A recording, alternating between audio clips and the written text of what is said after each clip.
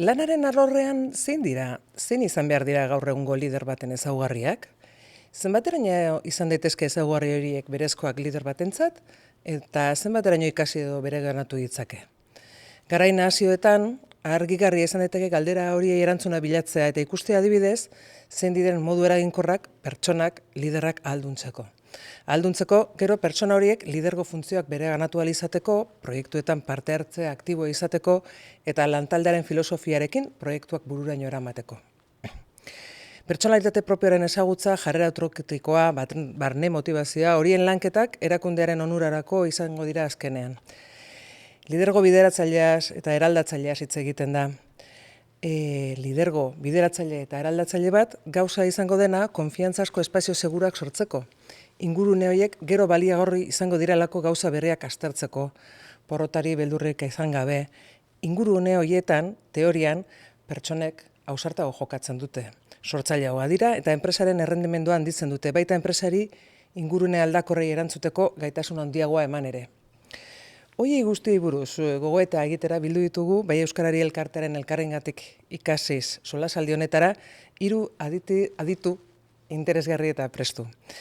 Aran Erasun Urtzelaieta antolakundeen aholkularia da lidergo bizigarrian eta komunikazio gaietan, eta Arago aholkularitzaren sortzaile eta zuzendaria. Ongi etorri Aran. Idoia Gil, berriz, MUko enpresagintza MIK-eko kultura eta lidergo espezializazio ekipoaren koordinatzailea da. Ongi etorri Idoia. Eta Maite Zaitegi, ikertzaile eta bideratzailea da Fabrikan. Donostian dagoen enpresen eraldaketa kulturalerako zentroan. Ongi etorri Maite. Galdera zabala lehenengoa eta pixkat bidea urratzen hasteko.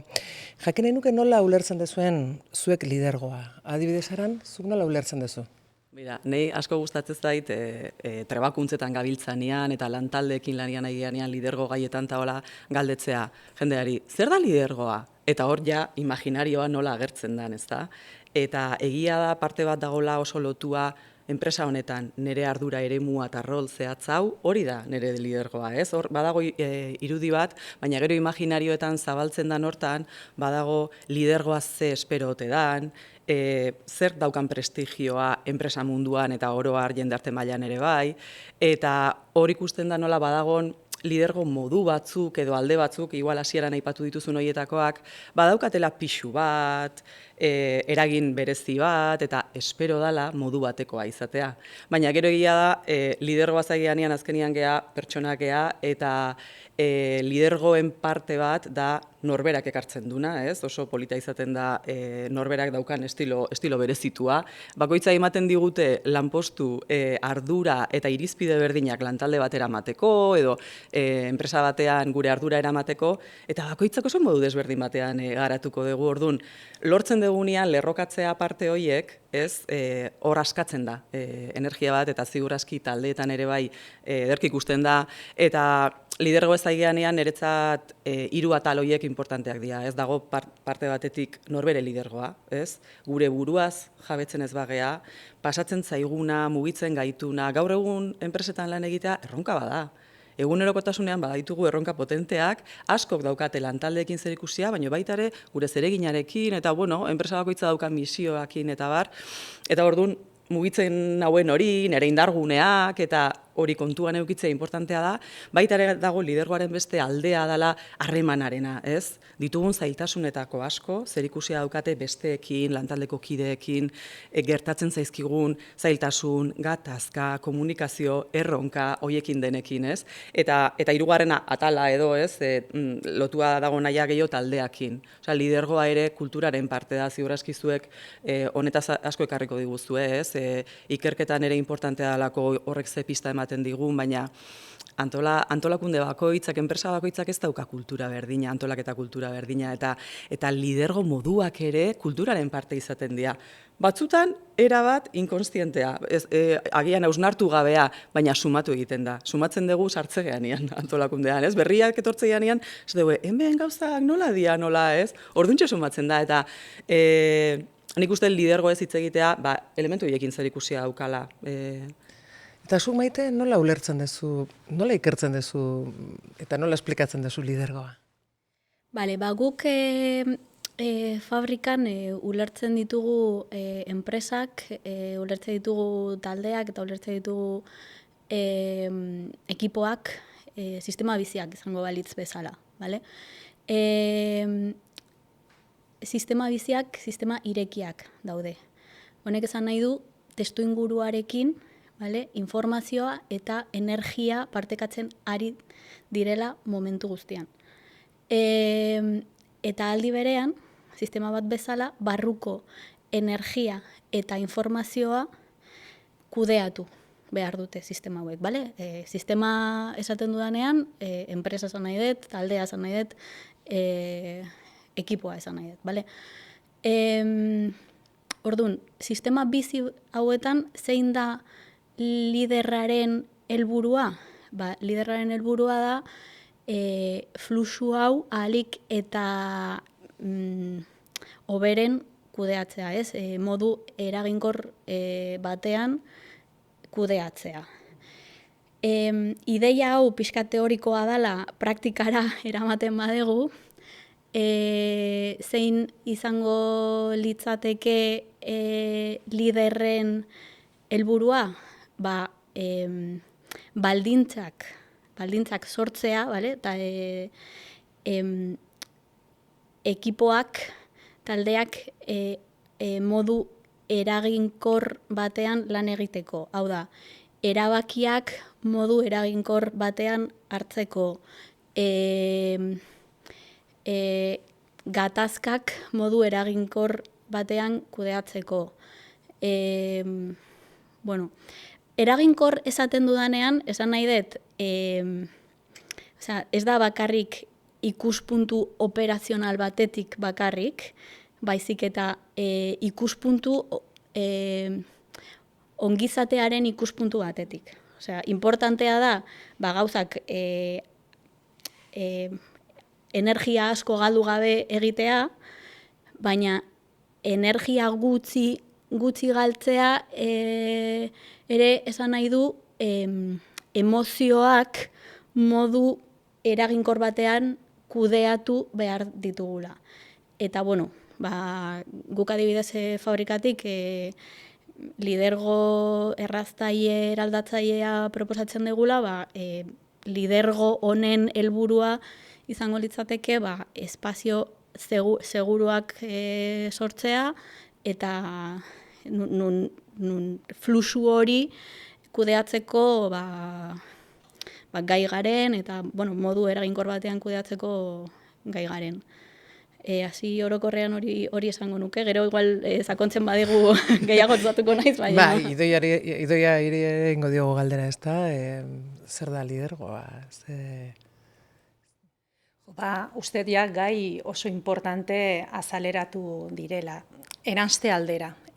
Guk enpresagintzat miketik nola lantzen dugu, nola ikertzen gabiltz, esango nuke batektikan lidergoa asozio egiten degula eragite gaitasunarekin, inpakto bat sortzearekin. Beste pertsonengan, ekipoangan, erakundean, gizartean, hori batetikan egongo litzake. Eta geho, lotuta do ere kontestu sortzaile klabe horrekin.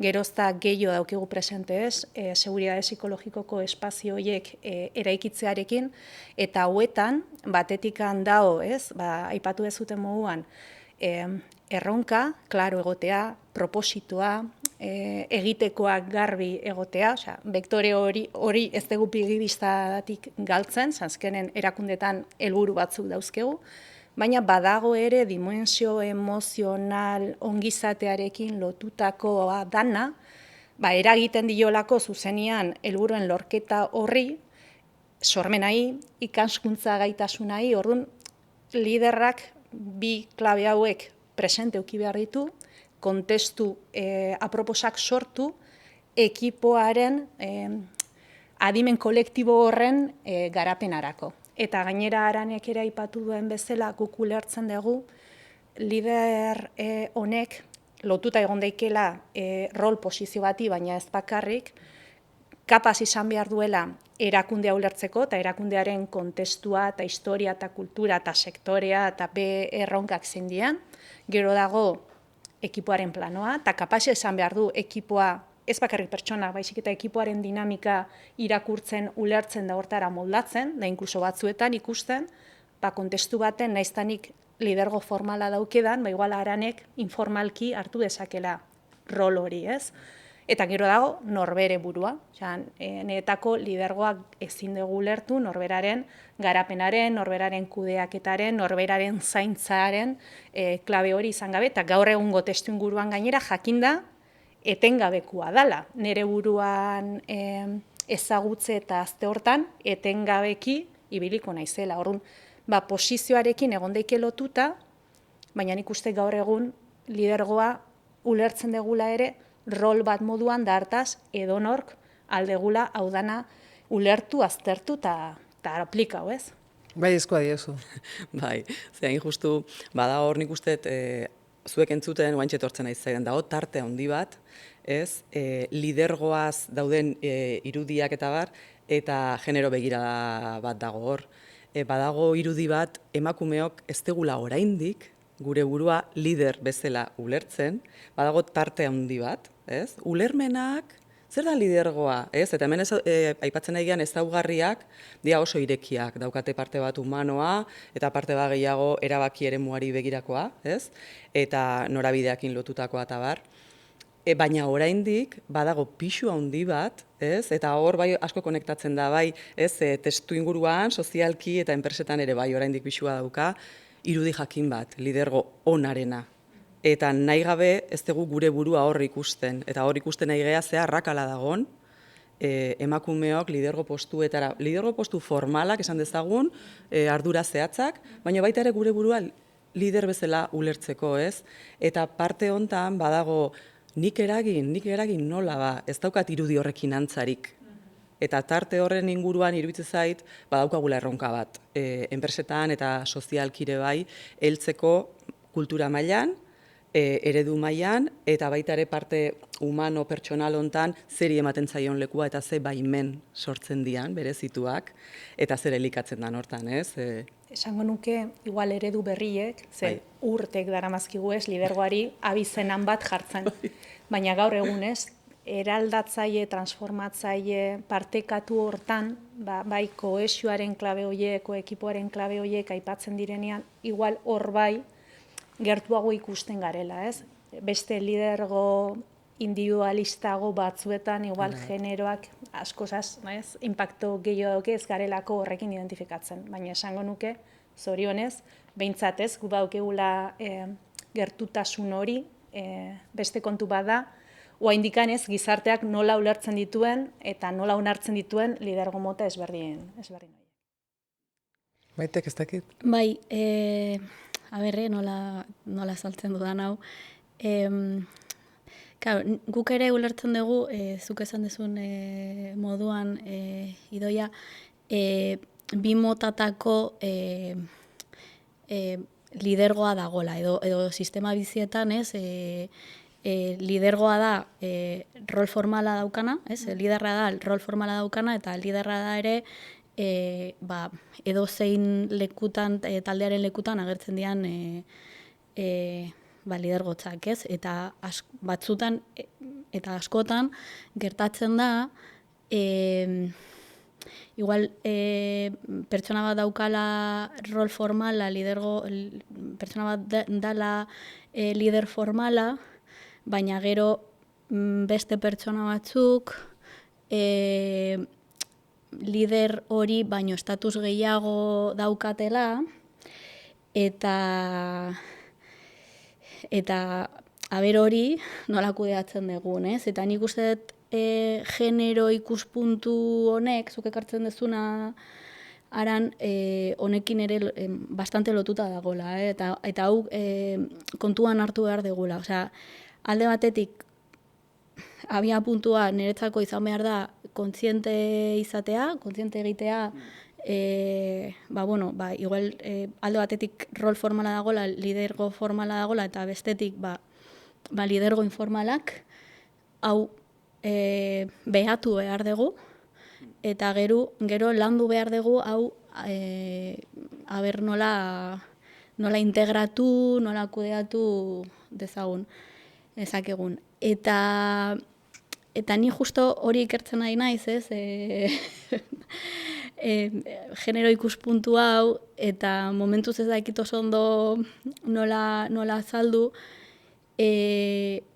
baina bai botere kudeaketa honekin, informal honekin, zer ikusi handia daukala bastante argi ikusten nahi naiz. Ekartzen dugunakin badago ere, ez dakit nola dan, hitza, baina temporalidade kontu bat esplikatzen naiz. Ni naizta rol formal auki, kapaza beharko nuke izan irakurtzeko espazio hau, eta ikusteko momentu batetan egiteko honek edo ekipoaren momentuak alduela eskatu, eta hori lidergo ekintza ere bada, nik atzera pauso bat ematea zerbaitetan, nire rol formala eta nire boterea hori ere badalako, beste norbaiti paso hori emateko, egiteko honetan edo proiektu honetan zentzua daukelako, eta ni benetan jartzen bali naiz ekipoaren zerbitzura edo helburuaren mesedeta, kapaz izan beharko nuke atzera pauso hori eman, eta beste pertsona horri bere espazioa emateko. Orduan, hau bai dela sofistikatua, baina azkenen, nahi baldin badu benetako lidergoetzaz hitz egin, behar dugu sistemen irakurketa hori maigarekinera ekarri, ez? Bai. Eta ze hona izela hau ikertzen zegia esan, azkenean lidergoak sostengatzen dira boterea sostengatzeko edo boterearekin daukagun harreman horren bueltan, ez? Orduan, ekosistema langiro osasuntsuak elikatua alizateko kontzientzia hau, ze importantea dan, ze pauso bat atzera emateko ikusi behar dezu mapa, ez? Eta radar hau eukitzea findua, entrenatua, nik uste ezinbestekoa dela ikusteko botere mapak antolakunde guztitan eta... Ikusita zuen gogeta mailarekin eta eskertuko nizueke pixkat esplikatzea zein dian honetan lidergoaren inguruko joera nagusiak, tendentzia nagusiak. Kokapenerako ere gaiaz gutxi dakigunontzako lagungarri izan daitekelako. Maite, zer dia joera nagusi horiek? Bale, nik uste gai honi buruz hitz egiteko behintzat niretzako importantea da edo abia puntua izan beharko litzateke ulertzea eta onartzea gizartearen baloreak aldatu direla. Bale, badago autore bat niri asko gustatzen zaidana, eta nire tesian lantzen ari naizena, dala Ronald Inglehart. Bale, eta autore honek esplikatzen du nola azkenengo hamarkadetan gizartearen balioak aldatu direla, ez? Orduan, hori ulertuta eta hori onartuta, ze batzutan igual ez dugu onartu nahi, eta ulertuta ere balioak aldatzen diren heinean pertsonen behar psikologikoak ere aldatzen direla, bale? Nik esango nuke gure harremanak edo gure harremantzeko moduak aldatu behar direla. Zakit, igual autore honek esplikatzen duena da biziraupena bermatuta dagola sentitzen hasi baldin bagea, bale? Orduan, askoz zailagoa izango da guretzako lidergo indartsuak edo fuerteak edo autoritarioak onartzea.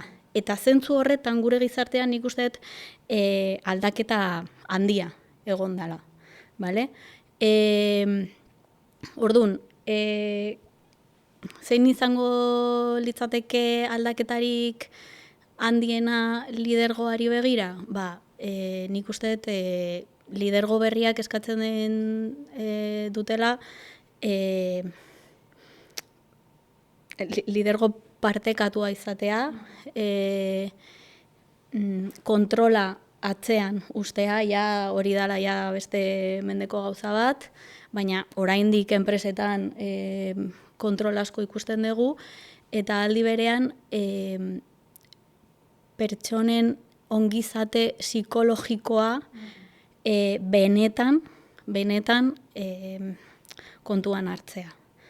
Zentzu horretan, proposamen ezberdinak daude, ez?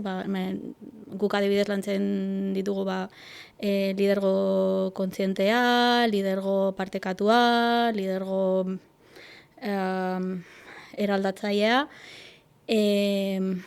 baina, fabrikatik lidergo erraztaile eraldatzailea proposatzen dugu, eta proposamen honek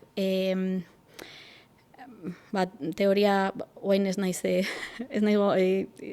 dut izena gogoratzen, baina, honekin oso lerrokatuta dago, eta lehen ere hitz egin deguna kontuan hartzen du, ez?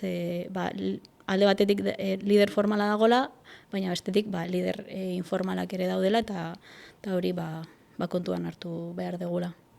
Idia? Hori abiapuntu hartuta, zen nik uste importantea dela, ez, leno kontestuaz aritu garela, kontestu makroa kontutan hartzea. Igual, erantziko niok ere, gaur egun oso maiz, ez, erakundeen erronketaz hitz egiten degunean, da, ez, bizitzen ari garen eraldaketetaz ari garenean, ez, jasangarritasuna,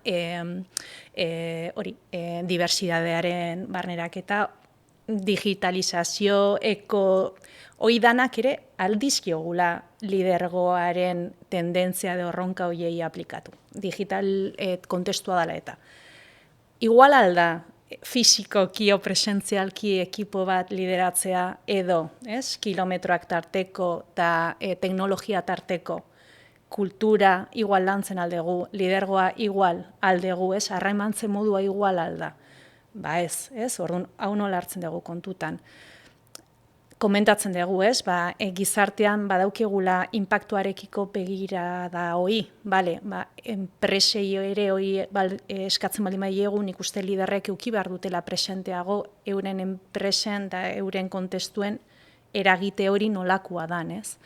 Esaten baldin badegu personak lideratzea dala kontua, lidergo horiek gero eta humanistagoak behar dutela izan, denetako da pertsonen funtzionamendua ulertzea, askotan hobeto ulertze ditugu makinak pertsonak baino. Orduan, lidergo hori humanista izateko pertsona ulertu behar dugu, eta pertsona ulertu behar dugu kontestu sozial baten, zen pertsonaren funtzionamendua kontestu sozial baten, kontestuaren menpe dago, ez? Orduan, hori ere ulertu beharko genuke. Kontzientzia sistemiko hortan lehenoa aipatu deguna. Diversidadeaz, gaur egun, bai, diversidade ezberdinetaz hitz egin behar dugu. Esaten dugu, ez, ekipuak behar diela diversok izan, aberatsak izateko, berrikuntza emateko, baina gero diversidade horiek ez ditugu benetan barneratzen, da aprobetxatzen balio bat bezala. Orduan, lidergok errebisatu beharko zituen ere, zelako uste filtrok dituen diversidade hori benetan aprobetxatzeko, ez? Eta lehen aipatu dezu Irune, ziurgabetasun kontestu baten garela, kontrola aipatu dezu Maite, ni baldin manaiz oso perfekzionista kontrolatzailea, halako testu inguru baten nola manejatzen naiz ziurgabetasun horrekin, da nola naiz kapaz ni eta ekipoa ziurgabetasunarekin komodak onarpen maila baten moldatzen, ez? Orduan nik uste erakunde mailan aipatzen ditugun tendentzia hauek aldizkiogula ere aplikau lidergoari. Ta hau dana, gero, leheno aipatu dezula eran, ez? Ez bakarrik teorikoki, lidergotza hauen garapenean aritzen garen errestatzaileok, nik uste gerozta gehiago dauzkegula aurrean, lidergoaren inguruan formatu diren profesionalekin. Orduan berriro ere, beste kurso bat, lidergo estiloak, patitin, patatan, lantzeko, bestelako prozesuak ere behar dire, kontzientzia hauek pizteko eta benetako eraldaketa horiek emateko barrutik, kanpora notatu daitezen. Orduan nik uste dela plano teoriko baten, plano abstrakto baten, baina baita ere, honen lanketa nola egin, ez? Egunerokoan aran, zuk tendentzia horiek egunerokoan justu entzuten, idoia zu entzuten etortzen aizitzaidan, ez? Espreski aipatu dituzun bi nola dian benetan erronka egunerokotasunean, ez? Anistasun hori teoriatik praktikara nola ekartzen dugun, eta horrekin lotuta badago energia galera oso handi bat, esfortzu bat, nik gero eta gehiago hitz egiten dut harremanen artisautzaz, ez? Dala bilaketa hori nola sostengatu ziurgabetasun egoera horien aurrean nola funtzionatzen dugun, mugitze zaiguna, ze kontrola askatu behar dela, ziur aski, hemen errex ikusten dugu ez, gure mekanismoa altxatzen dan arte, eskapatu zaitela, eta horrek esan nahi du, lehenengo fokoa honea begira jartzen dezula, ez?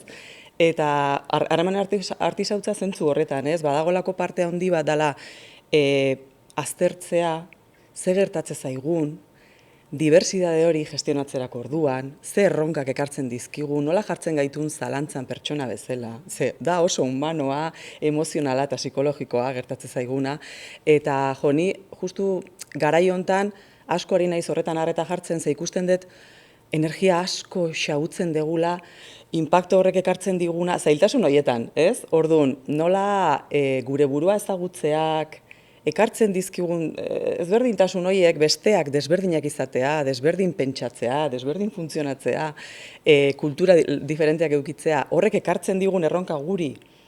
Ikustea, horrez ez zailtasun ditun, baina baita ere zein dargune, ez? Eta ze askatu dezaket, hori uste badaukagula erronka politetik esaten dut, ez?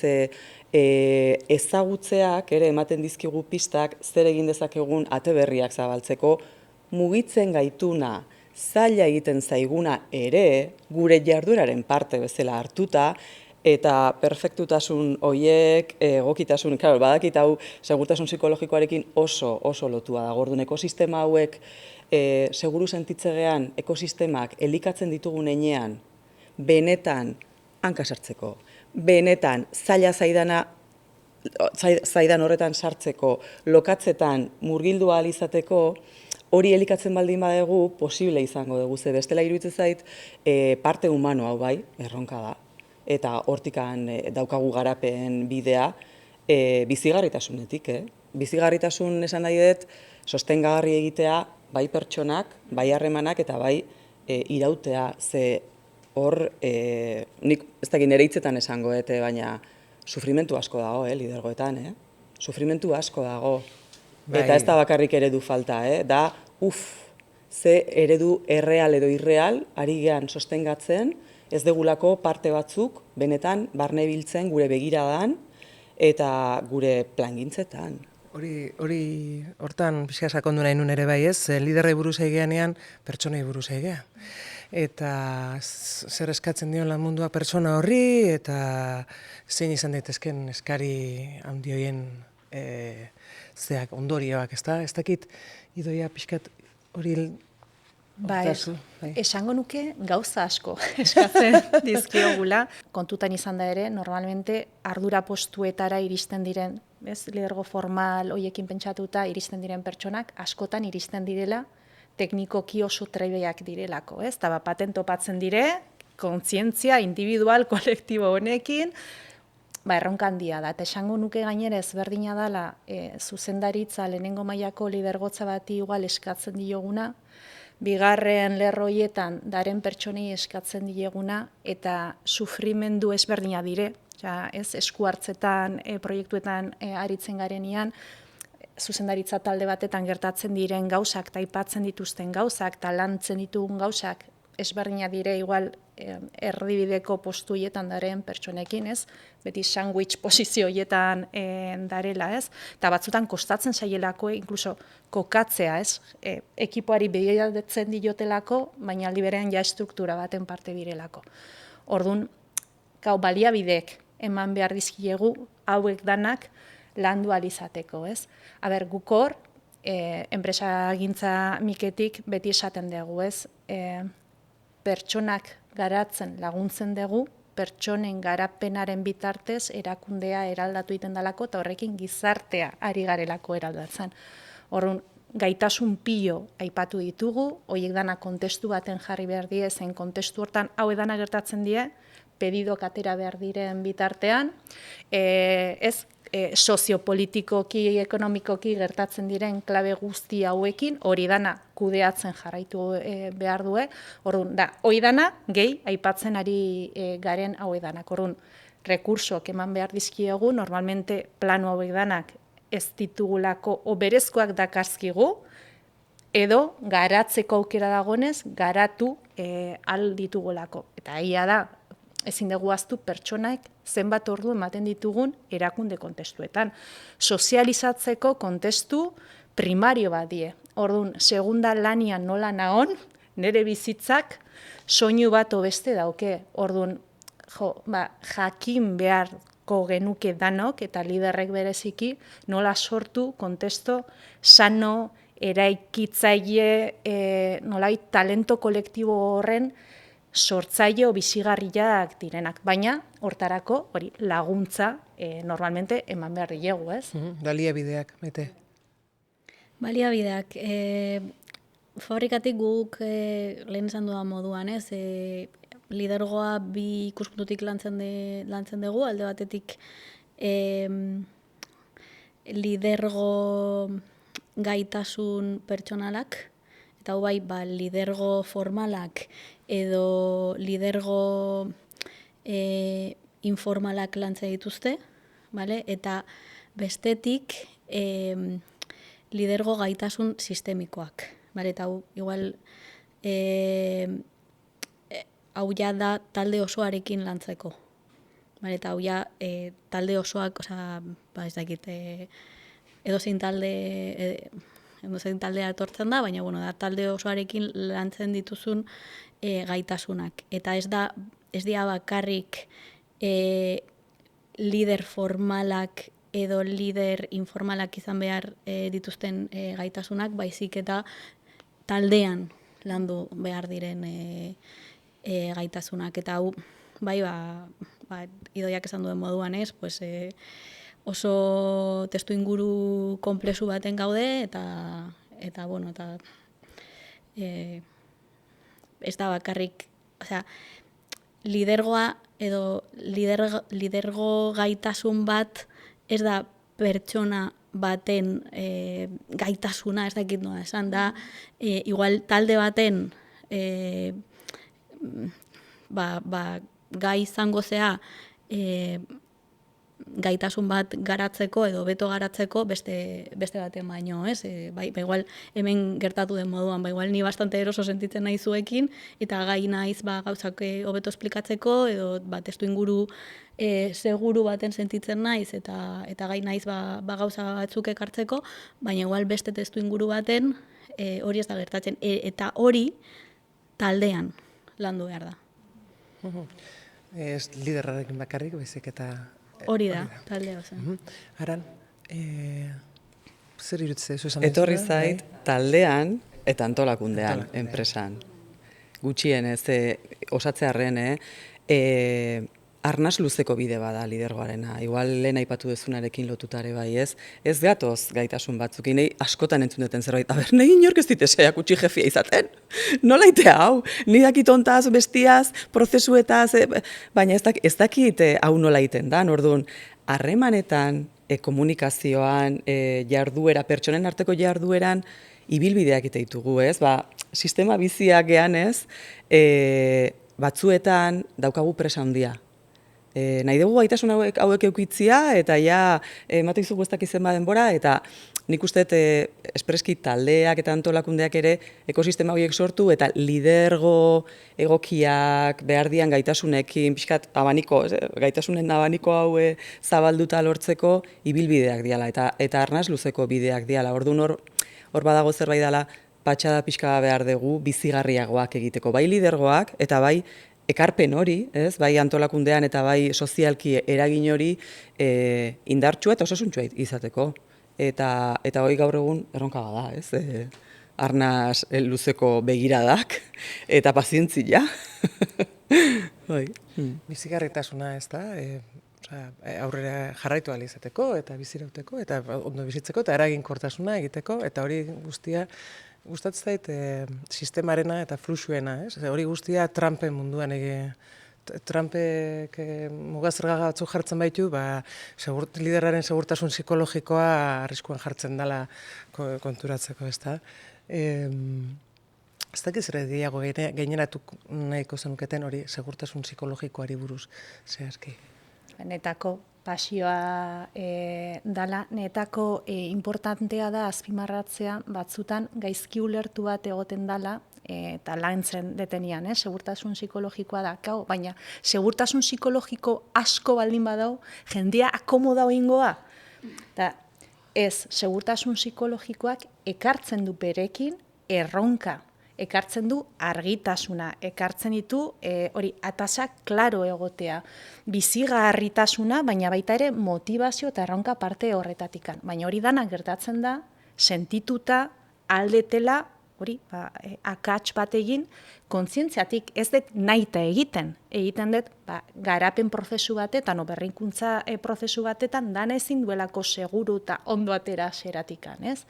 Onartuta sentitzen naizelako, ekipo hontan ez nagoelako beti ere pentsatzen, ze esango dut, zeingo dut, nolait ekipoaren kanpo uzten nagoena. Netako oso importantea da, gauza bilak batera gertatzen direla, klaro egotea. Ez da komoda dagoen ekipo bat da, seguro sentitzen den ekipo bat, behar ditun hoiek, maigainen dauzken erronka hoiek, aurrera eramateko, gaina indartsuago egongo dela. Ez degulako energia xautzen bestelako kezka batzuetan.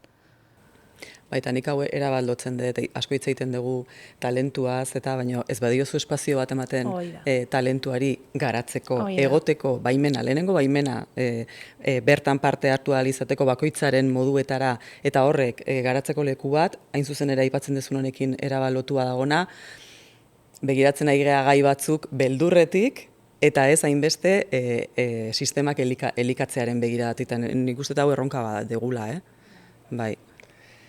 Niretzako solasaldi hau bixigarria izan da. Bixigarrik ere badu zentzu hori, eta asko eskertzen dizuet, elkarrekin ikasiz solasaldi hauetan parte hartzea etortzeagatik. Mi esker. Mi esker zuei. Mila esker zuei gai hau euskerara ekartzeagatik.